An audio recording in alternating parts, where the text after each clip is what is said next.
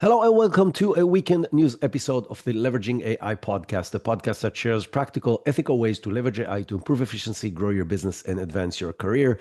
This is Isar Metis, your host. And like every week, we have a lot to talk about. We are going to cover three deep dive topics today. One is going to be the impact of AI on jobs and the political aspect of it as it is evolving ahead of the elections that are just around the corner. We're going to talk about the new release by OpenAI, which is very interesting, and how they're getting a little complicated with the direction that they're taking right now compared to what they promised the world.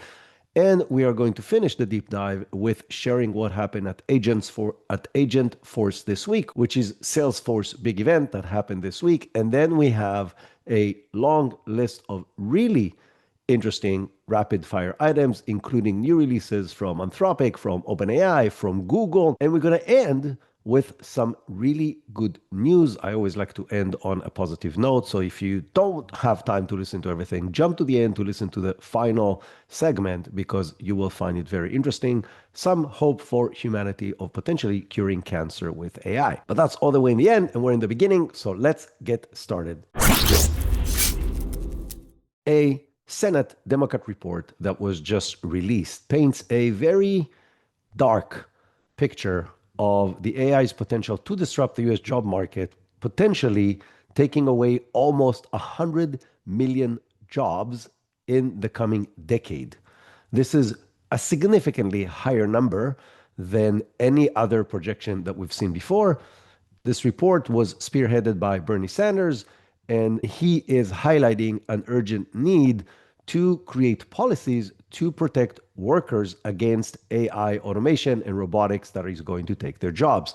Now, the report itself was actually based on a ChatGPT driven analysis of various jobs that exist today and AI's opportunity to actually automate them across different types of AI, including humanoid robots and other robotics. And now I'm quoting Sanders himself. He's saying artificial intelligence and robotics will allow corporate America to wipe out tens of millions of decent paying jobs, cut labor costs, and boost profits. Now, the report argues that AI concentrates wealth and power, with obviously tech executives and tech companies are leading this charge as they're investing billions of dollars to reduce labor costs and boost productivity. Now, on the other side of the aisle, Republicans are advocating that US leadership in AI is a necessity for the future of the dominance of the US. And they're warning that over-regulating this field will cut our ability to be competitive, and we may lose the race to other companies, mainly China. Now, the report by itself is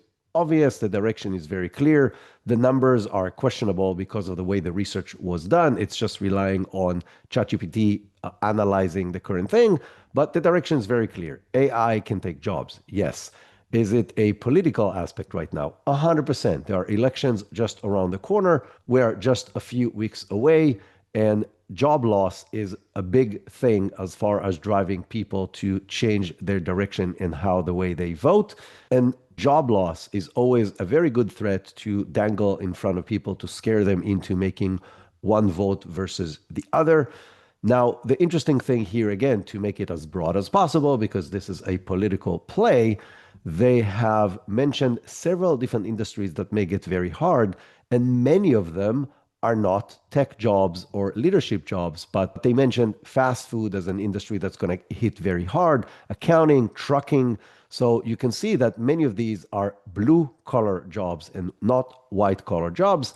And the direction is very clear. Again, this is showing you that the report is trying to be as broad as possible in its impact on society, despite the fact that I think we are a while out from humanoid robots serving drinks at Starbucks. The fact that they mention it as a very high likelihood that this is going to be dramatically disrupted, I think shows that there's a very clear agenda behind this report. I'm not saying it's wrong, by the way. I think the timeline might be a little compressed. At the end of the day, they're talking about a decade.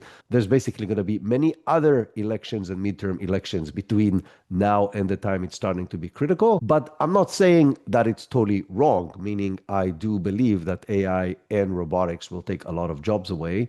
I think the system will have to change to deal with that. And we're going to talk about other people's opinion. But before we get to other people's opinion, I want to share my own opinion on the topic. And my opinion is that the state/country level of AI adoption is very similar to the company level decision making that has to happen.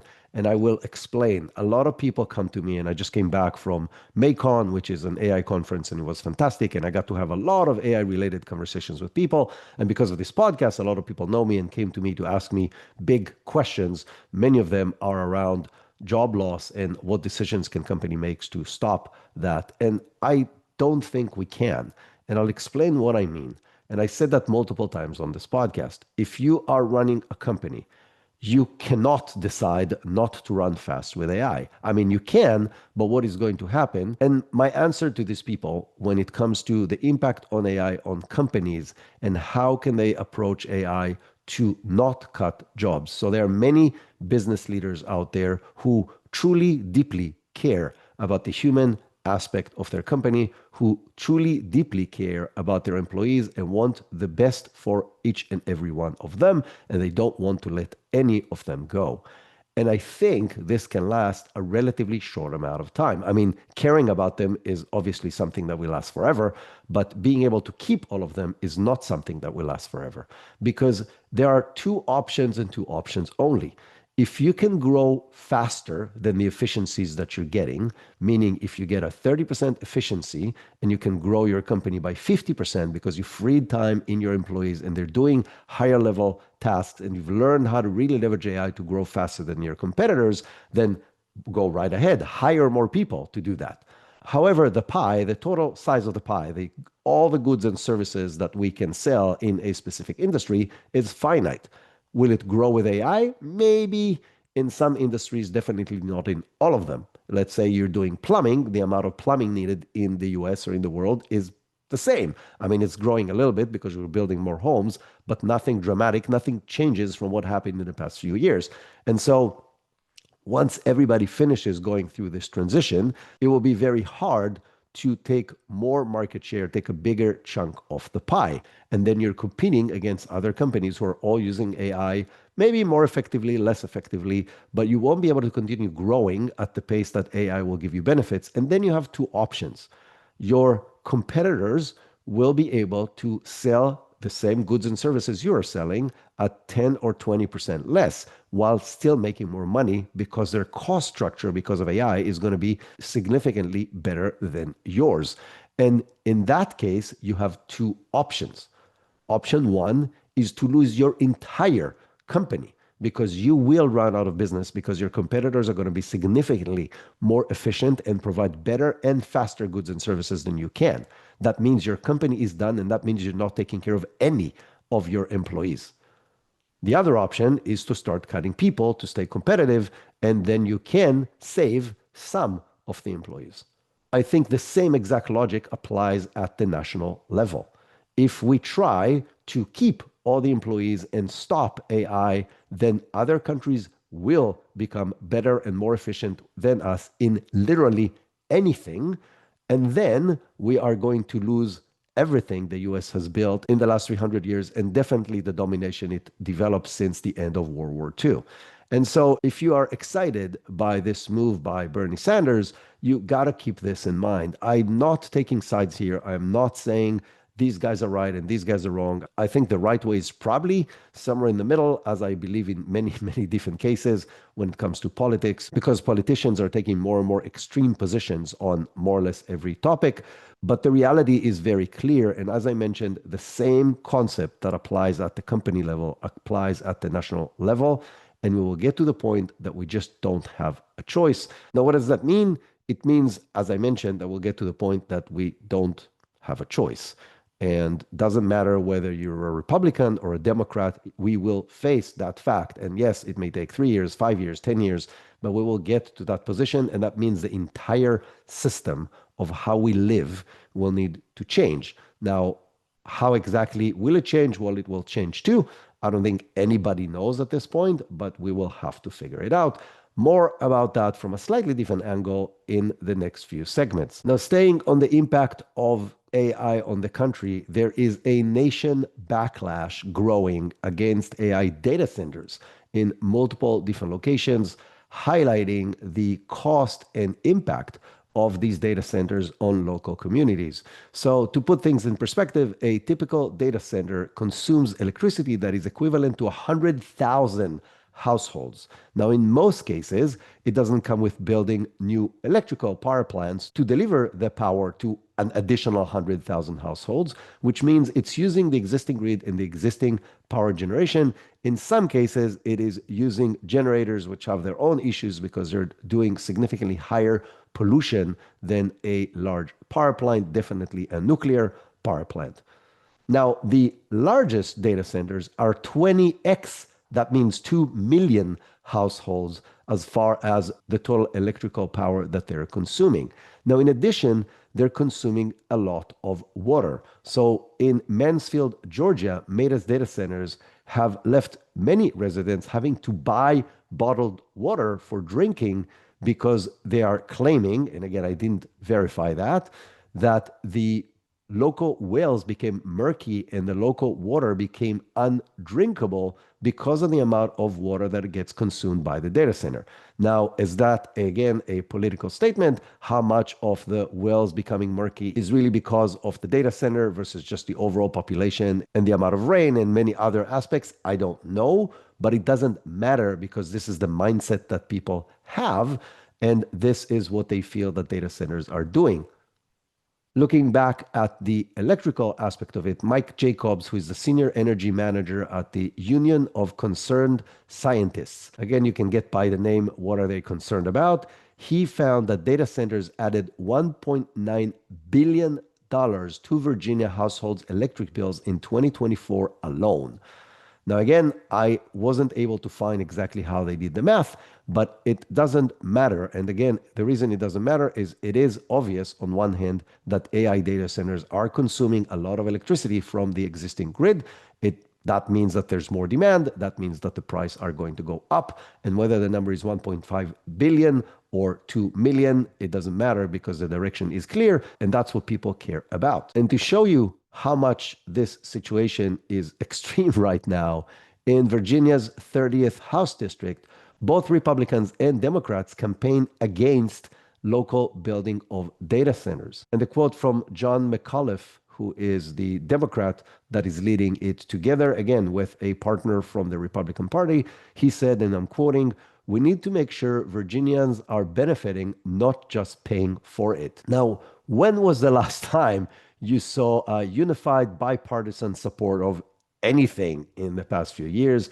This just shows you how critical this is becoming, again, especially going into elections, and how much politicians care about job creation and impact on lives when it comes to basically everything just before the elections.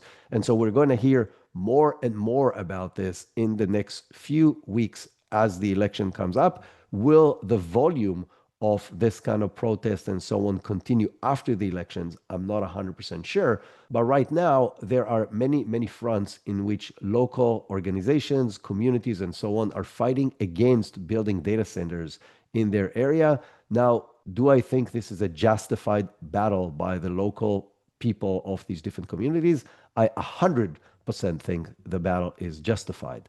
I do truly believe that data centers consume a lot of energy and a lot of water, and that will take its toll on local population. Do I think the local people have a chance to win these battles? I think they can win a few. I'm 100% certain they're going to lose the war. I'm not saying that being happy about it. I'm just saying there's way too much money and huge interests that are involved. And there is a government right now that sees the race with China as critical. And so I believe that most of these data centers will get built in the locations that the companies want to build them.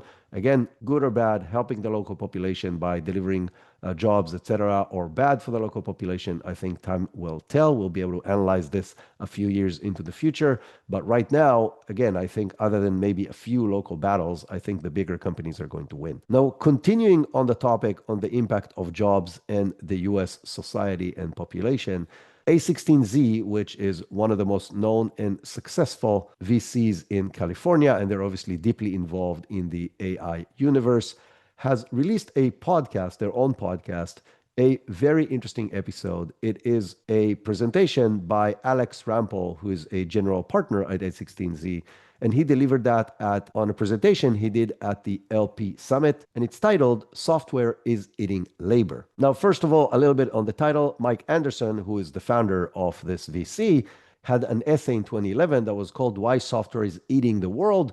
So this is a homage, if you want, on that particular piece. So this piece is called AI is Eating Labor, and he makes some very interesting and troubling claims, but they all make perfect sense. So what he mentioned is that the current worldwide SaaS market is about $300 billion in revenue that it's generating every single year. This is definitely a really big pile of money for AI to go after. But what he's also saying is that the US labor market alone spends $13 trillion per year on salaries. That's a much bigger pile of money. That's two orders of magnitude bigger. Now, Rampel does an interesting history review where he's basically showing that the growth of SaaS company or software companies in general has literally just taking files and digitizing them. He gave multiple examples, but just to name a few, Sabre, which is still the backbone to many of the way we order airlines, which was developed by IBM, was literally digitizing paper slips that previously held all the information on which airplane takes off at what time and who sits in what seat and so on, and made it into a digital environment. Salesforce, and before that, on-premise CRMs basically took notes that people took and Rolodexes that people had about sales and made them digital. And Epic, which is a huge company that holds most of the US healthcare records, basically took, well, guess what? Healthcare records that were held in huge organizers and then batches and then drawers and then so on in really, really large rooms and digitized all of that. And so that was the software and SaaS revolution. And what he's saying that AI will come and operate on the operations that are currently done by people. So it's going to be booking and rebooking flights. It's going to be drafting contracts. It's going to be negotiating on your behalf. It's going to collect payments by following up with people who hasn't paid on time, etc., without any human intervention. He gave some very specific examples, numeric examples, and he gave an example, customer service. So he said traditional SaaS model, charge per seat. So if you are using Zendesk at about $115 per seat per month for the professional suite, you will pay for a large company about $1.5 million to Zendesk just for the seats to do your customer service. But if you have 1,000-person support team, the cost of the 1,000-person support team is $75 million compared to the $1.5 million of the software. However, if Zendesk provides you the ability to actually provide customer service, to answer phone calls, to answer chat, to answer emails, to close tickets, to connect the dots of everything the clients need, Zendesk can charge you significantly more, potentially 3x at $5 million software spend, but you will not need the $75 million spend on people. Zendesk will make 3x the money they're making right now, and the company will be able to let go of 1,000 people because you will not need them to do customer service anymore. Now, in many cases, it's not going to be a all or nothing kind of game, where Rampel highlights as an example, nurses in the US are earning $650 billion annually. That's more than twice the entire global SaaS market. Now, can AI replace nurses? I don't see that likely in the near future. However, it can replace some of what nurses do. such as follow-ups or prescription or post-surgery pain checks, and things that right now are consuming a lot of time of what nurses do, and they will not need to do in the future, which means we will need less nurses than in the other scenario. So it's not an all or nothing game, but it will still require us to have less nurses, or at least in the short term, it will allow us to overcome the need for additional nurses. Rambo also played an audio that is showing a negotiation between two different voices that are negotiating and closing a deal on shipping cost for a shipping. And it's practically impossible to tell which one of these two voices is an AI versus an actual person, but it got to a final deal, meaning we're at the point that AI voice and AI understanding of the situation is good enough to have a voice negotiation between suppliers and people who are buying these supplies, whether goods or services. And both sides, in theory, could be AI, and there's no reason why they wouldn't be. Now, beyond the saving in costs of AI, Rampol stresses that there are many other advantages in using AI. So a few examples that I gave, one is doing demoralizing roles. Think about doing collection calls, how many times you getting really angry responses, and that becomes your day-to-day, that becomes your life. People just being angry at you and shouting at you and hanging up the phone on you and calling you different names.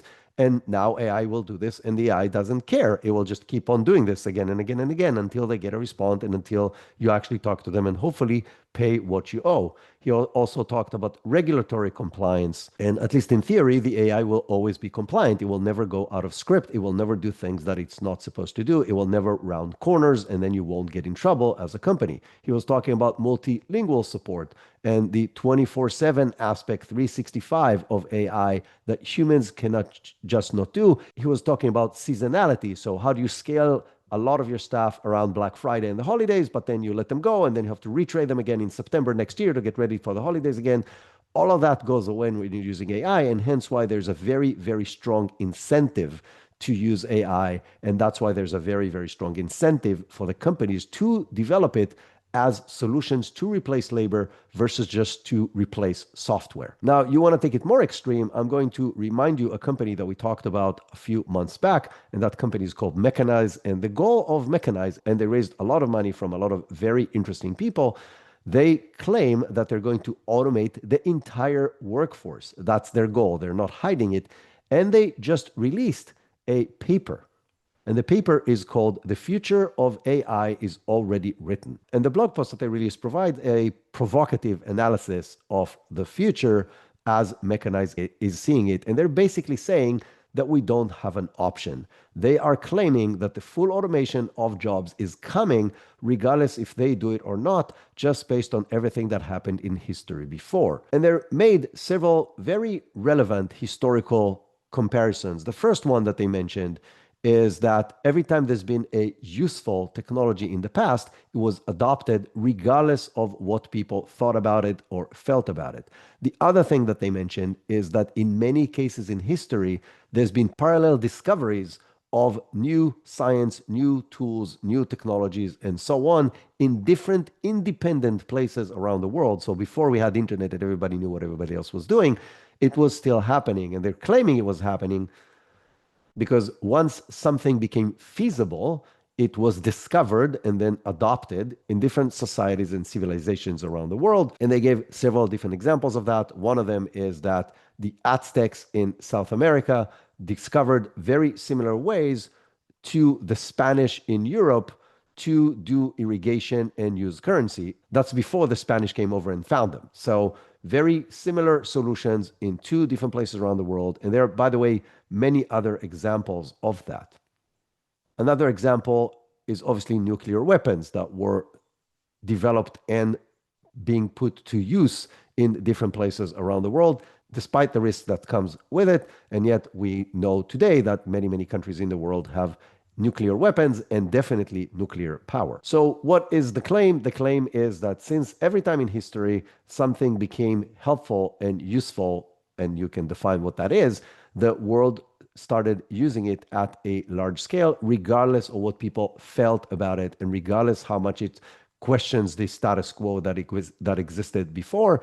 And what Mechanize is saying is that the full automation of the workforce by AI tools and then robots and so on is basically inevitable, so they might as well be the first one to do it and benefit from it. And hence, if you're looking for a job as a software engineer, go and work for them. That's the bottom line of this paper. So, what do I think about all of this? What I think about all of this is that I sadly think that they are right in the current way of things. And what do I mean in the current way of things? We are now taking for granted democracy and we're taking for granted capitalism. Both of these things did not exist not that many years back in human history.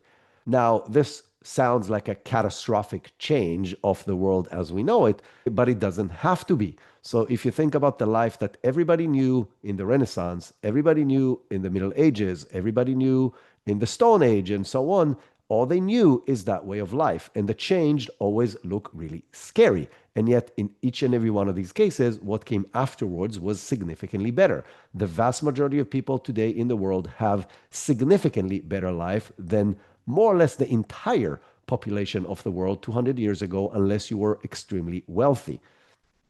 And that is just 200 years. You go back beyond that and you get my point. Now, do I think this has to follow the same trend? No, there are huge risks and we don't have a clue what will follow. And I think UBI is bullshit.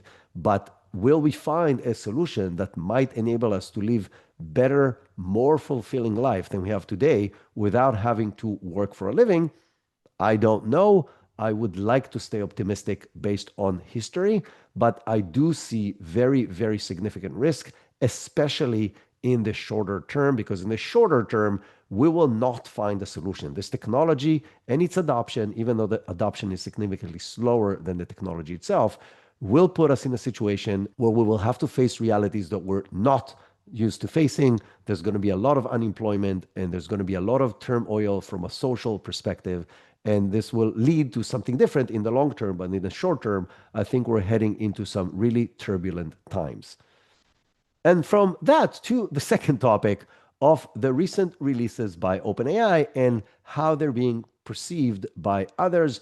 And we will start with the announcement from this week. And I'm quoting Sam Altman's post on X or tweet or whatever it is called right now that it's X and not Twitter.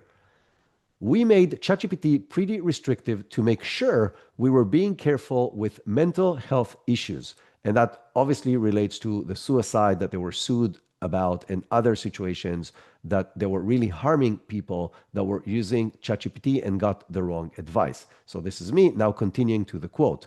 We realized this made it less useful/enjoyable to many users who had no mental health problems, but given the seriousness of the issue, we wanted to get this right. So this goes back to much of the turmoil and the negative feedback that became very, very loud as they released GPT-5 and took away GPT-4o, where a lot of people say they lost their best friend and their advisor and their personal relationship with AI was completely destroyed because GPT-5 doesn't have a personality, but a lot of it was done on purpose. So now back to the tweet. Now that we have been able to mitigate the serious mental health issues and have new tools, we are going to be able to safely relax the restrictions in most cases. In a few weeks, we plan to put out a new version of ChatGPT that allows people to have a personality that behaves more like what they liked about 4.0. In parentheses, we hope it will be better. Close parentheses. If you want your ChatGPT to respond in a very human-like way or use a ton of emojis or act like a friend, ChatGPT should do it, in parentheses, but only if you want it, not because we are usage maxing. In December, as we roll out edge gating more fully, and as part of our treat adults user like adults principle, we will allow even more like erotica for verified adults. Okay. First of all, let's talk about what happened on X and on Reddit as a response to this announcement. And a lot of people went very, very negative, somewhat nuclear responses to this announcement. The general consensus was that OpenAI has said in the beginning, and then later on, now that they're trying to shift into a for-profit organization, that their main goal is to making the world a better place with AI. And yet now they are giving us another social media platform, one that might be even worse than the existing social media platforms. And they're talking about the release from last week of Sora 2 as a social app. and a porn chat. One user on X said, and I'm quoting, "I don't remember Pornhub claiming they're going to make the world a better place." Another user shared a video interview of Sam Altman from 10 weeks ago, in which he said he's really proud of OpenAI for not falling into the trap of trying to capture people's time and attention on ChatGPT, but actually trying to provide as much value as possible. And when was pushed by the interviewer of an example of what does that mean, he literally said that he's very proud that they still did not create a sex chatbot on top of ChatGPT. And here we are 10 weeks later when they are building an app that will capture as much of your time and releasing a sex chatbot on top of ChatGPT. Now, all of that is true, but I want to give you my personal opinion. I shared in length last week what I think about the social media app that they released with Sora 2. It scares the hell out of me. And it scares the hell out of me because it is the first time that a social media platform can generate the actual content. If you think about it, yes, humans are asking Sora to generate it, but Sora can generate it on its own. It doesn't need you to tell it. All it has to do is to follow the behavior. And as I mentioned last week, potentially with the camera seeing your face and your expression and what you're about to do, and then serve you a new piece of content that will be perfectly aligned with your personal needs, wants, and wishes at that exact second. Now, is the technology there right now to do this? No, because it takes a little longer to render the videos, but this is what's coming, and that is really, really, really scary. Like personalized, fabricated content to the wishes and needs of the individuals, completely ignoring everything else just to keep you on the platform as long as possible. This is a glimpse of where this is going. But the flip side is on the adult chat question. I have no problem with that aspect as long as they can really verify that it is adults. Now, we have had porn sites forever, like since the beginning of the internet. And it doesn't matter whether I agree with the fact that we have porn sites or not in modern society. This is the reality, and they are there and they're available. And in most cases, any 13-year-old kid that has a phone or 9-year-old kid or girl that has a phone can access them because there's no real verification of age when you go to most of these websites. By the way, a friend told me that. I don't really know it. And the other aspect of this is I have a very serious issue with OpenAI, Anthropic, Google, or any other large language model lab being the moral guardians of the world. Why should they decide what is acceptable and not acceptable, especially across the entire world with different societies, with different beliefs, with different moral codes, and so on? Why should they decide what is right and what is wrong? So I have no problem with them allowing people to do whatever they want within what is legal, not what they think is moral, within what is legal, because this is how modern society works. And we treat adults as adults, and we allow adults to make adult decisions, and we allowed it during the internet era, and there's absolutely no reason we will stop doing it in the AI era. And I would love to hear your opinion about this. I would love to hear the opposite side of this conversation. So find me on LinkedIn. Again, you know my name. I'm Isar Meitis. I'm on LinkedIn every single day, and tell me what you think about it. I'm obviously going to post about this as well, so we'll have the opportunity to respond to that. This wasn't the only issue with OpenAI in the last couple of weeks. They, as we mentioned, released Sora 2. Sora 2 has an opt-out option from an IP perspective. So you can create videos of any person, any known actor, any character from cartoons around the world, etc., etc., etc. And if the companies or the people want not to be included, they need to send a formal request to OpenAI saying that they want to opt out of their likelihood and IP being available on Sora 2. That obviously raised hell from many different directions, especially the Hollywood creators, so the Motion Picture Association, agencies like WME, CAA, UTA, which representing many, many different big stars, and the SAG-AFTRA Association as well, all has been going very loudly against this approach by OpenAI. And their claim is that OpenAI do not own the rights to any of that IP and hence should stop this immediately and replace it to an opt-in option where companies will be able to, if they want to, add their IP into the Sora universe, but that the way it is right now is a clear infringement of existing copyright law. Sam Altman said a few things. One of it is that there are different organizations that are complaining to OpenAI that their IP is not being shown enough, basically seeing it as promotion. Is that true or not? We will never know,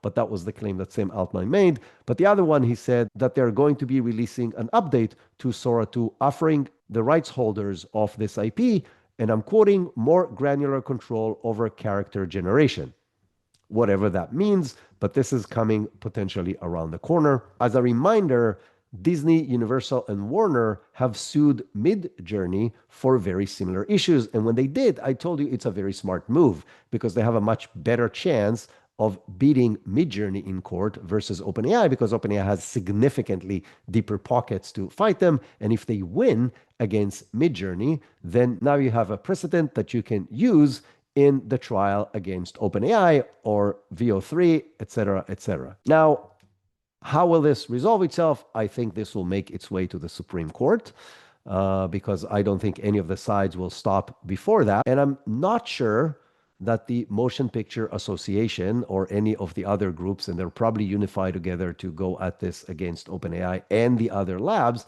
I don't think they will win. And the reason I don't think they will win is because this has been happening forever, meaning the user that uses the tool is the one responsible for whatever they are creating. If I'm now going to use Canva and I'm going to copy pictures of the internet of known characters and so on, I'm going to create an ad and I'm going to use it on social media without getting the copyrights I need in order to create that ad. And let's say I've used Disney characters. Are Disney going to sue me or they're going to sue Canva? They're going to sue me. They're not going to sue Canva. Now you can take it further back in time. When people were creating images with paint and pencils, when I create an image and I sell it, and let's say I'm making a lot of money from it, and it's an image of Mickey Mouse. Again, sorry for sticking with the Disney example. I'm from Florida. That makes it very easy for me to think about. But let's say I created a really beautiful painting of Mickey Mouse and I'm selling it. Will Disney go after me? Or will they go after the people who created the paints or Hobby Lobby for selling me the paint? No, they're going to go after me, the person who is using the tool in order to infringe on their copyright. I have a very strong feeling that this is exactly the card that OpenAI and the other labs are going to play. And to be completely honest, I think it's the right interpretation of the situation. The fact that I have a tool that allows me to break copyright law doesn't mean I have to use it to break copyright law. And again, this is nothing new. I could have done this in Canva. I could have created a video before just with a lot more work. I could have created images before just with a lot more work, a little more work, again, if I'm using Canva and just existing pictures from different places around the internet. And so this is my concept. Now, my view of this, and stay with me for a minute, I promise it will make sense. I think this is a cross between Spotify and Web 2.0. So let me explain what I mean. If you think about Spotify as we know it today, as the place we consume music, and it doesn't have to be Spotify, this could be Apple Music or Google Music or Alexa or wherever it is that you consume music through streaming. This is the current state of things.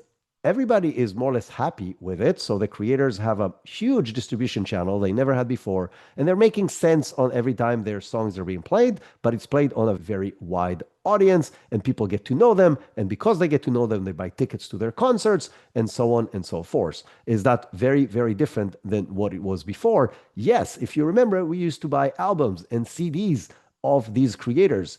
And the first generation of distributing music digitally was the scariest thing that ever happened to them. So those of you who are old enough like me, remember the peer-to-peer services, the P2P services that allow to exchange music online, and BitTorrent files and servers where you can go and get literally any song you wanted without paying anybody anything, just by downloading it.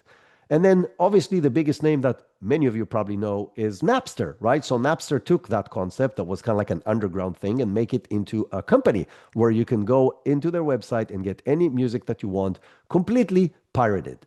That took a while, but it all went away and we found a business model and a usage way that satisfied both sides. I think Now, what does that have to do with Web 2.0? Well, Web 2.0 was the first time that allowed anybody to create content on the web. Again, those of you who are old enough, who lived in the early days of the internet, the entire content on the internet was created by really large companies. And there was no social media, and you couldn't post anything. You just consumed content of the internet. Again, for those of you who are younger, that doesn't make any sense, but that was the first decade of the internet. No individual created content and posted it online, but now it is the norm. So, what I hope that will happen, and to be fair, I think that will happen, is that the owners of the IP and the creators of the platforms will find a way to satisfy everyone's needs. In other words, I will be able to create with AI anything that I want, and I will pay a little bit of money for the AI platform, and some of that money will go to pay the owners of the IP of the things that I am creating, because the platform will be able to track it and distribute the revenue accordingly. This means that there's going to be more Disney characters out there and more songs by specific musicians right now and more pictures by known artists and more so on and so forth. And they will make money off of it. They will become more famous and people will then consume more of their stuff. Now, does that put at risk the overall mechanism because then people may consume only this? Maybe.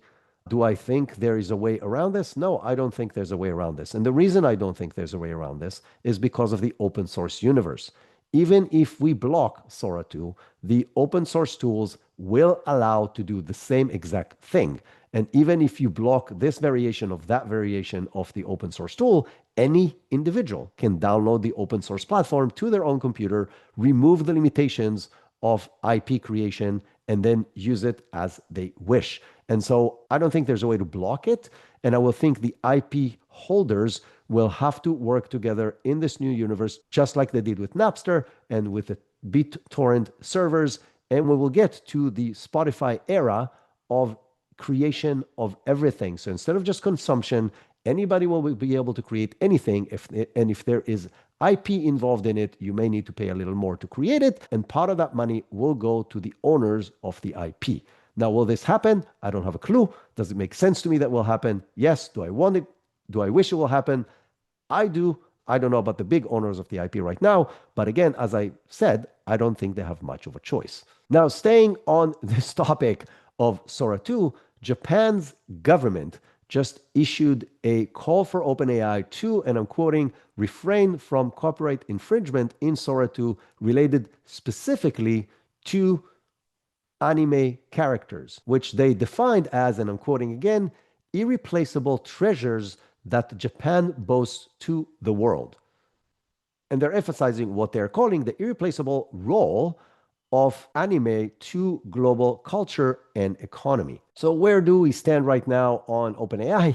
We stand in a situation that in 2 weeks, they literally went from we are all for the future good of humanity. We are not going to do things that will just try to keep you on the app as long as possible to, as I mentioned, giving us a new really scary social app and potentially the ability to do porn chats on ChatGPT. I already told you what I think about it. But since we mentioned a government and the Japanese government approaching OpenAI, I will mention one more thing on this segment that is not completely related, but it is tied to regulations and so on. And that is California just passed a call called Senate Bill 243, and it was signed into law on October 13th. And what this bill does is it requires chatbots to clearly notify users that they are AI and not human, and mandate annual reports on the safeguards and the situation that they have on negative things, such as suicidal ideation. The idea here is obviously twofold. One is to make it very, very clear to users that they're talking to an AI versus a person in order to reduce the potential dependency or trustworthiness of these tools. And the other is to generate a way to monitor what's actually happening in those platforms, especially when it's life-threatening, meaning suicide prevention. Now, do I agree with that? And do I think it will play a significant role in the future? So yes, I obviously agree with that, right? It puts reasonable guardrails without really stopping the technology from moving forward. And I think it makes perfect sense. Do I really think it will play a significant role in doing what it is trying to do, I think time will tell. I think telling people it's an AI versus a human doesn't matter. I think people who chat on these chatting platforms know it's AI. They don't think it's a human. And even if you keep on reminding it to them, it doesn't matter because if you develop emotions as an outcome of a conversation, the fact that somebody will tell you that your emotions came from something that's not human will not make a difference. We get emotional when we watch a Disney cartoon movie. Just think about how you felt when you saw Bambi for the first time and the fire happening and what happened to his parents, right? We shed a tear and we become very, very emotional. And we know it's not real. It's a cartoon on a screen. And yet it drives an emotion. If that emotion continues for a long period of time, you will develop some kind of an emotional attachment to that thing, regardless of whether it is human or not, despite the fact that you know it's not human. So I think it's not going to prevent that. I think it has no chance to prevent that just because the way we are wired. As far as showing people what is the impact of that and forcing companies to share publicly what is the overall situation from a social impact perspective, especially at its extremes, I think that is very, very important because it will force companies to take the right measures to prevent these things from happening. And now to the third deep dive of this week, and that's what happened in Agent Force this week. Agent Force is what used to be Dreamforce, which is Salesforce's largest conference of the year, announcing all their biggest announcement. Again, they've changed the name last year because they wanted to show the world that they're all in on AI and focusing on developing agents. Now, why is this very important and why is it a deep dive topic? Because it connects directly to the first segment that we had and how will AI change software and or how we work. And so in the first Agent Force, Mark Benioff has been very loud and vocal about how fast this shift is going to happen, how quickly it will take over the world, and how generic AI tools like ChatGPT are bullshit and has no value in the real world. And this year he acknowledged and had a complete shift in his rhetoric. He is now stating that utilizing AI effectively and implementing it on a enterprise level takes time for companies, and it's not a quick flick of a button and then you're up and running. He also agrees with what is, I think, a consensus that AI technology is definitely outpacing consumer adoption. And as I mentioned, he acknowledged to an extent the real competition, and that was kind of like the underlying clear tone that it is very obvious that Salesforce sees the moves by OpenAI and Anthropic as a threat to their business as they're growing their influence and as they're integrating into more and more tools. And it's now more or less, if you can't beat them, join them kind of approach versus this is bullshit. It will never be relevant. You have to stick with what we are giving you. Now, Salesforce shares are down 26% year to date, and a lot more than that since its peak on January 28th, which is definitely not a good sign as far as what people thinking about the chances of Salesforce figuring out how to deliver value and how to grow sales in the current situation of things. Now, what Mark Benioff says is that he suggests that Salesforce's competitive advantage lies in its deeper customer relationship and the fact that they hold, and I'm quoting, fundamental backbone of their mission critical operations, end quote, which led them to announce their new version of the product that they called Agentforce 360. So what is Agentforce 360? It is basically their way to integrate everything Salesforce, all the different components under one umbrella from a data perspective and allowing the users to build agents that can connect and talk to all these tools at the same time, or as they are calling it, it's the connective tissue that brings together sales, marketing, commerce, Slack, Tableau, MuleSoft, and everything else Salesforce under one agentic layer. This is obviously an extremely powerful promise if it is actually doable. So let's talk first of all, what is the goal of Agentforce 360, and then talk about what is actually included in it. What they are creating is an agentic enterprise solution end to end with all the data and all the different tools that they have, which is a very powerful promise that I think every enterprise that is using Salesforce or that is using any other set of tools would like to have. Now, is it complete? No, it's not complete because there are many tools that are not Salesforce that organizations are using. You still have an ERP, you still have Outlook or Gmail to send your emails, and you still have databases for other platforms, and you have other tools. But at least on the stuff that is within the Salesforce universe, it is supposed to unify all of it. So what comes with it? It comes many different tools. One of them is called Agent Script, which is allow you to prompt and create scripts that allows users to create agents. There are many different ways to create agents. I'm not 100% sure on the differences yet. Underlying underneath all of this are the reasoning models from Anthropic, OpenAI, and Gemini that can power your agents to be able to be very powerful and capable because of their thinking capabilities. They're also created Agentforce Builder, which is another new tool. And most of these tools are going to be released to beta in November, so they're not released yet. And this tool is allowing users to build, test, and deploy agents from a singular spot. They also are releasing Agentforce Vibes, which allows you to vibe code different applications that talk to all these underlying tools, capabilities, and agents. They're also releasing Data 360, which is a new variation of Data Cloud, which is a intelligence layer for their data platform that allows agents to have access to clean and reliable data and context for everything that you're building.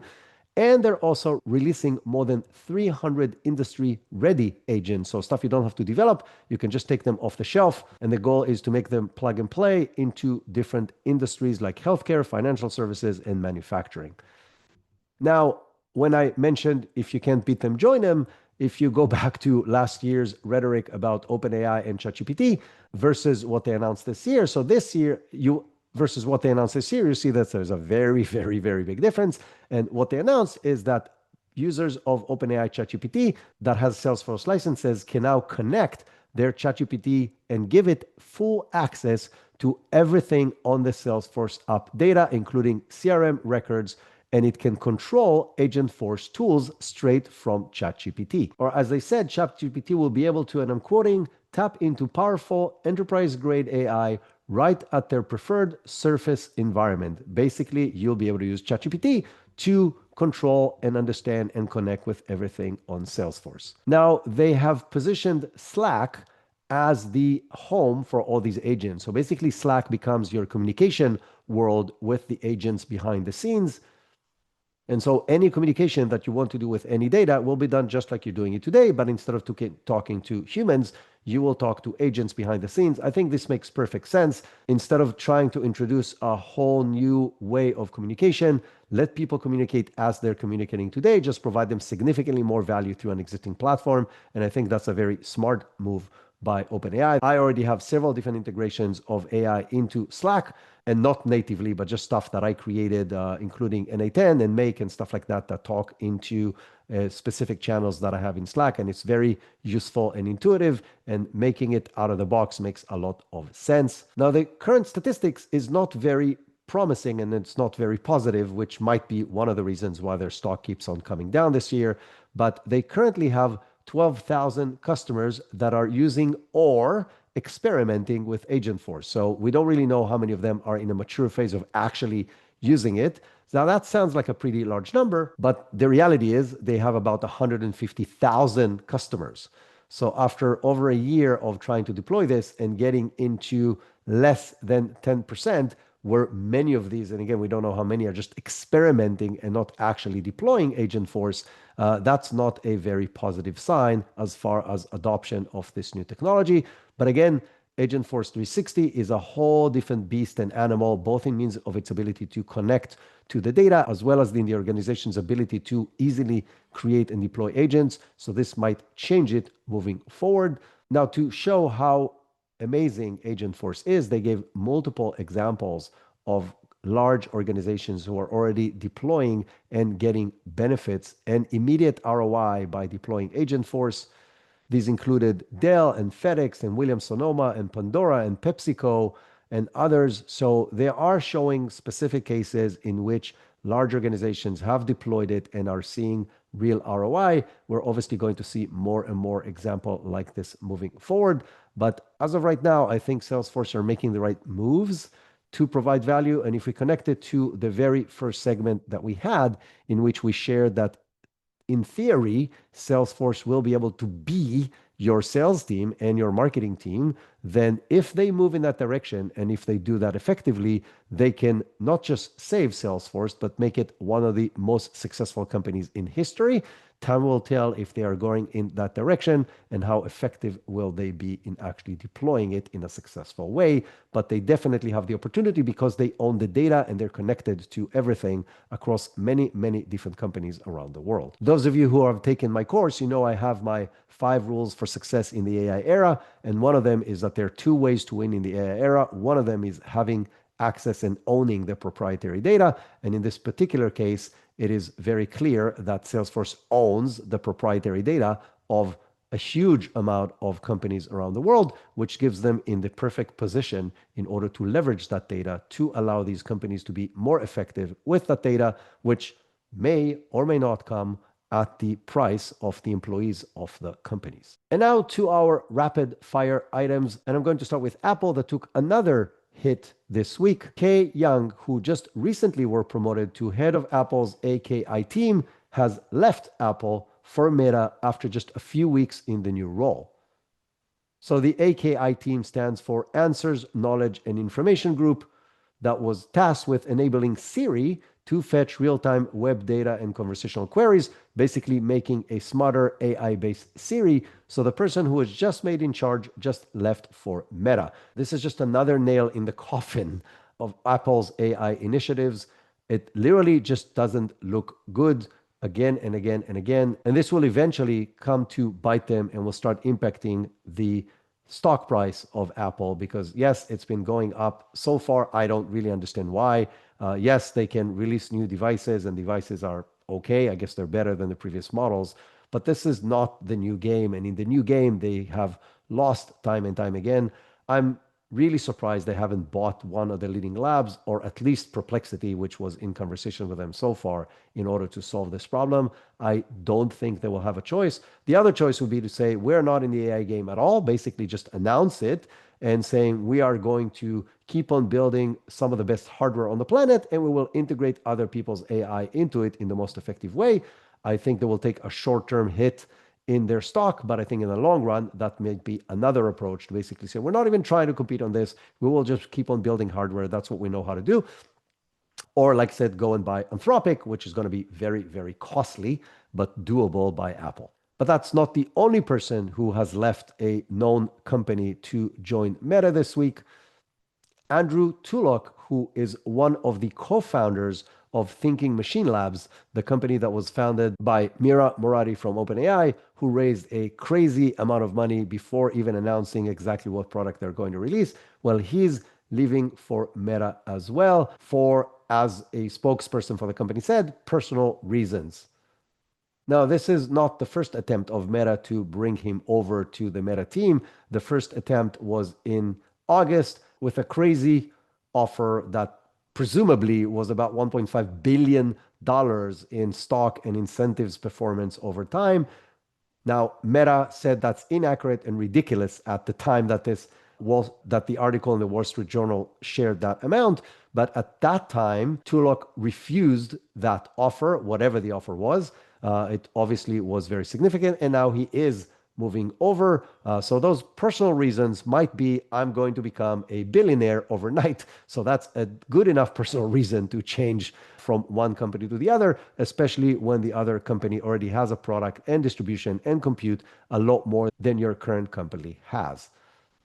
Now, a little bit of history why Tulloch is so important. He spent 11 years at Meta's Facebook AI research, and then at OpenAI, and then obviously now at Thinking Machines. So he brings a real serious depth and experience and knowledge about the Meta's Facebook universe back into the team. In a very interesting piece of news for this week, OpenAI and Broadcom announced a multi-year partnership to generate 10 gigawatts of custom AI accelerators for OpenAI. So this is now custom chips. This is not OpenAI buying standard off-the-shelf chips from NVIDIA. These are going to be built based on their blueprint And the deployment is supposed to start at late 2026 and continue through 2029 with new investments that are coming from unshared sources at this point. This is going to be the first time that OpenAI will have its own processor after trying to do this and announcing of trying to do this several times in the past. Now, this is a really broad partnership with ARM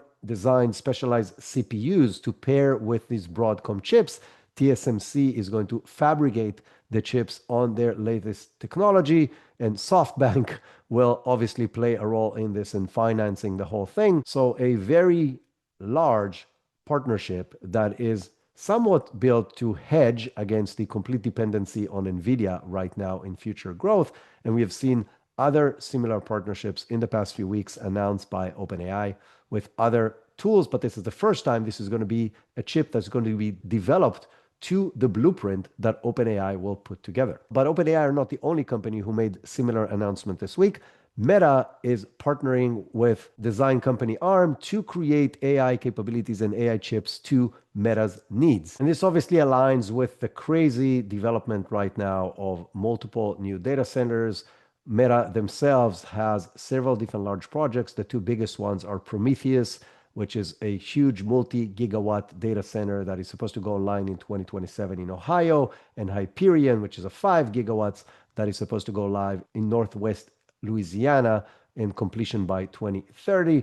And so having their own design chips will obviously allow them to do things their way and reduce cost and reduce dependency on other companies. And I think we're going to start seeing more of that across the board with companies, with the large labs developing their own chips in order to have less dependency on NVIDIA and third-party providers.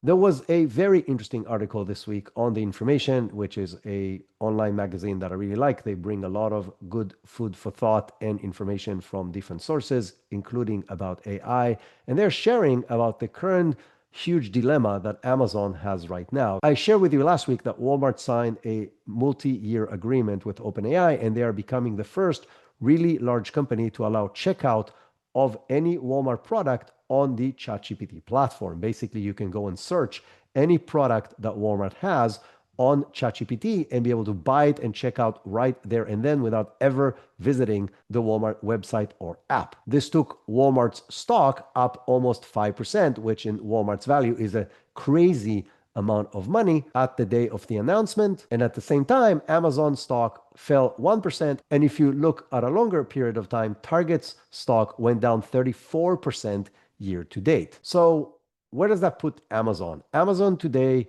is definitely the kingpin of e-commerce in the US. They're holding about 40% market share of US e-commerce. That's a crazy number. And now they need to make a choice. They either do the same thing that Walmart did and allow people to shop on Amazon right on ChatGPT, or allow 800 million weekly users on ChatGPT right now, which is growing every week. So there's going to be a billion plus probably as we get into 2026.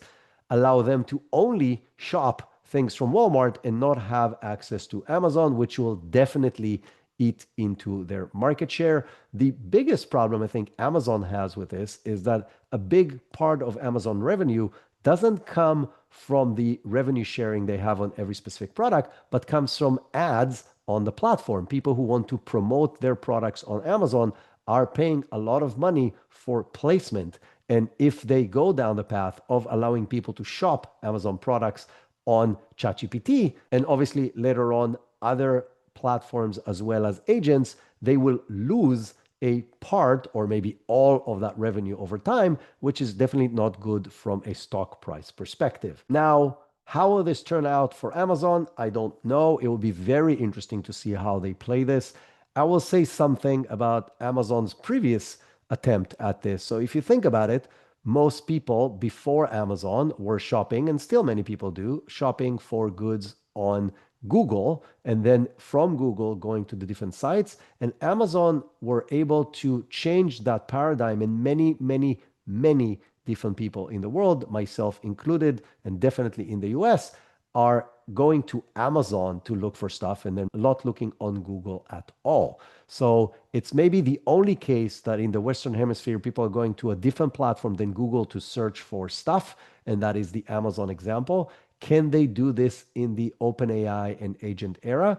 Time will tell. I would argue that in the long run, they don't stand a chance because once everybody's used to using their own agent to do everything for them, and when I say everything, I mean everything digital, then they will go to that agent to find stuff to shop. And that thing will have to find it on the internet. And then Amazon will not have a choice but to shift to that model. But in the short term, it will be very interesting to see how they play this.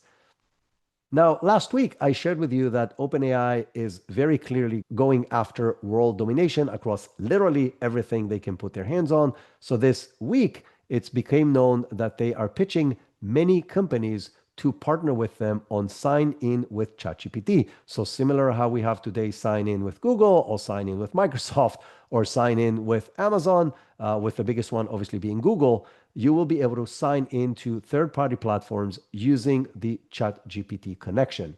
Now connect that with the announcement from last week with the announcement of apps inside of ChatGPT, and you understand where this is going. If by default your sign into the application is with ChatGPT and behind the scenes you can connect to the app and use it within the ChatGPT ecosystem that will evolve more and more and more, then OpenAI has their fingers into more and more and more places, and they will become the solution that people will go to for basically everything they need. There are similar solutions to that. In China, if you think about it, they have single large apps that you can use for everything, including payments and logins and transportation and literally everything you want. And it seems like OpenAI are moving in that direction in a very aggressive way.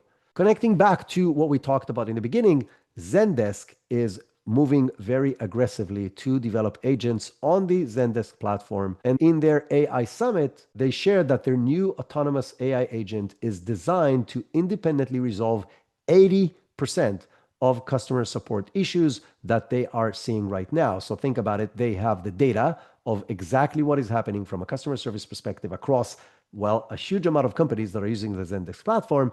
And now they can build agents to handle these situations, to build it to spec of exactly what the needs are, which will allow them, going back to what we discussed in the beginning, to become the workforce for customer service versus just the tech SaaS platform to hold the data for customer service. Now, in addition to be able to handle the 80%, they're also rolling out co-pilots that will allow the remaining 20% of the people to collaborate with AI to deliver customer service resolution faster, better, and cheaper. And they've announced, an admin layer to control all the agents, a voice-based agent, and a lot of analytics in the back end to show exactly what is happening. So whether we like it or not, this is coming, and it is coming very, very fast. And even if they're exaggerating by 100%, and it's going to solve only 40% of use cases across the entire user base of Zendesk, it is very, very significant and will obviously improve over time. A company called Definity, spelled with a capital D and then Finity after that, has just released Caffeine, which is another vibe coding platform. They're claiming it is slightly different than the existing vibe coding platforms. They have their own development language for a while, so this company is not a new company. And the goal is to allow people to very quickly build web applications and deploy them at an enterprise level of certainty and security. Whether that is really different than what we have right now or not, I don't know, but that's another vibe coding solution. And we're going to have a bunch of these very successful. My go-to right now are mostly Lovable and Replit, but there are many others out there, and this is just another contender in this very hot part of the competition of the AI market.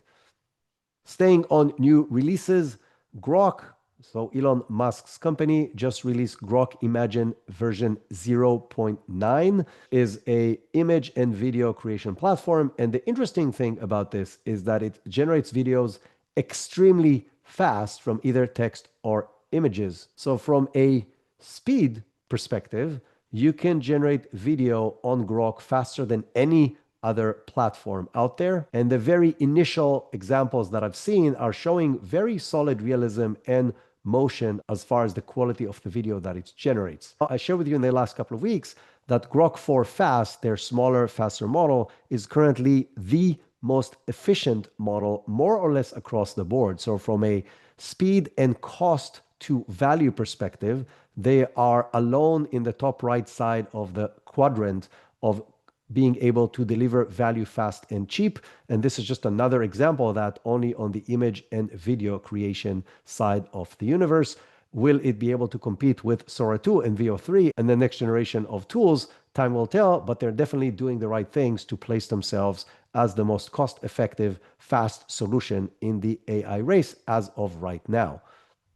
And speaking of Veo 3, Google just unveiled Veo 3.1, which is a jump forward from the previous model that is now really, really old, and it was released just a few months ago. So they released two models, Veo 3.1 and Veo 3.1 Fast, just like with the previous version of just Veo 3. It is available through the Gemini API, the Google AI Studio, and Vertex AI, and it's also available on the regular apps of Gemini and Flow. It provides enhanced audio and visuals compared to the previous model. It allows to use 3 reference image characters to create character and style consistency across video and shot. It includes the ability to extend scenes. So you can take an existing video and extend it over time up to a minute or longer by generating new clips to continue the original clip. So basically allowing you to create longer and longer videos, which is something that most of these tools did not know how to do. You had to create the separate cuts and then bring them together in an external editor. And now you can create much longer sections and segments that was not doable before, definitely not at that quality. It creates a smooth transition between a first frame and last frame of a video and knows how to work with it, including the audio that has to come with it. And they have a few new features that did not exist before that are going back to the tooling side of things with the ability to crop and zoom and do things that were not possible before. And that goes back to what I said many times before. We are getting to the level where these tools are getting to the point that they're all really, really good. And what's going to make the difference is not necessarily the marginal difference in the quality of the output, in this case video, but how easy, effective, and useful the tooling is going to be, meaning how easy will it be for a user to get the output that they want versus how good the quality is, because the quality is going to be more than acceptable across all these different tools. And these are the first moves by Google to move more in that direction. Now, the cool thing, if you want to learn how to use Google Veo 3 very, very quickly and get very powerful capabilities, Google also released Veo 3 prompting Veo 3.1 prompting guide. So you can go to the guide, copy and paste example, and use their 5-part prompt formula to create incredible outputs that look completely realistic or not realistic, but basically look however you want. And there's going to be a link to that in the show notes and obviously in our newsletter as well. Now, Microsoft is rolling out a big update to the Copilot app on Windows. And the idea is that it will be able to seamlessly produce new documents and so on out of thin air instead of just helping you with editing and stuff like that before. And this includes full Word document, Excel, and PowerPoint presentations, as well as later on PDF files directly from chats and prompts, bypassing basically the current apps. So this is released for initial testing. It's still not widespread yet, but this is the direction that it is going. So the dream that I thought will come true sometime in late 2024 might finally happen in 2026, where there's going to be one unified solution for Microsoft and one unified solution for Google versus standalone apps that are somewhat useful on very, very specific use cases, but definitely not as useful as they can be if they can access everything across the board. And I'm really interested to see it's finally coming together. Myself, as a Google user, I'm obviously more interested on the Gemini side of the unified platform, but there's definitely a huge audience for a unified Copilot that can get to all your data across everything Microsoft and create outputs across the entire Microsoft universe. Hugging Face did an interesting analysis on all the different things that are currently available on Hugging Face. They released that on October 13th, and it includes the platform's 50 most downloaded open source entities that account for over 80% of all of the downloads on the platform. So the 80-20 rule works, right? It's just 50 entities, but they account for 80% of the downloads across thousands or tens of thousands of things you can currently download from Hugging Face. So they come from 20 companies, 10 universities, 16 individuals, and they together drove 36.45 billion downloads. Now, small models are crushing it with 92.48% of overall models are less than 1 billion parameters, which is showing you that while we're all looking and chasing the big models, under the hood, behind the scenes, people are building different applications on open source tools, are actually preferring much smaller models because they're fast and cheap to run. Now, from a modality perspective, computer vision is at 21%, audio is at 15%, multimodality, so tools who can do all of them, is at 3.3%. I think it's just not as developed on the open source world yet, but this gives you an idea. With the obviously on top is text models. Still, English dominates the overall languages of these different models. US entities, from the number of entities, are leading, but this month was the first month that Chinese models were downloaded more than U models. For the first time ever, there has been more downloads of open source Chinese models than US models, despite the fact that the US have many more entities on the list, way more than everybody else. What does that tell us? It gives us an idea of what's actually happening behind the scenes when developers want to choose open source models for the different things that they're developing, showing you that there's a very live and healthy open source environment, and showing you that China is rising very aggressively on that field on purpose. All the big releases that they have done have been open source, and they have placed themselves as the leader in open source model development. And now for the final and really exciting news that I promised you for the end of this episode, which is Google Gemma powered AI tool that was custom created for this purpose has been able to create a breakthrough in potentially providing a new path for cancer treatment. So I'm not a scientist, and I'm definitely not an expert on cancer, but I'll try to explain to you what I understand from reading this paper. So the model is called C2S-Scale27B model, which is designed for single cell analysis. And what it's trying to do is the following. Apparently, there are two types of cancer. There's cold tumors, and then there's tumors who are active. And these cold tumors evade detection of our immune system and T cells. So the idea was to come up with different types of chemical compounds that will trigger these tumors in order to being detected by human T cells and hence attacked earlier in the process, and hence potentially helping fight cancer in earlier stages. And what this model was able to do is it was able to identify specific candidates as far as compounds that can do this, checking over 4,000 different options, and then recommending the ones that are most likely to do that. And the ones that the AI has found have been then tested in an actual lab with an actual cell and was proven to actually work. This is a true new breakthrough in science that makes a huge difference on human life that AI was able to do potentially for the first time ever. Now, is this really going to help us cure cancer better or not is unclear. This is just one building block out of many others. So there's a lot of other pieces in this puzzle to take this from a concept to an actual solution that can be used. But what is showing that novel scientific discovery can be done either completely by AI and definitely with the assistance of AI, which can then help solve some of the biggest problems and the biggest issues that we have in our world today, such as cancer, other disease, global warming, power consumption, etc., etc., etc. So kudos to Google for creating this model and working with scientists to do this. And let's really hope that together we can create a better future with AI. We will be back on Tuesday with another how-to podcast where we will teach you with some of the best experts in the world how to do something that you can do in your business with AI. If you are finding this podcast helpful, please hit the subscribe button so you don't miss any episode. Do it right now. Pull up your phone and do this. And while you're at it, share it with other people. There's a share button on your podcast player. Just click on that and add a few names of people that you know can benefit from this. They will learn a lot. the world has a better chance of being successful with AI, and I will really appreciate it. And until next time we talk, have a great rest of your day.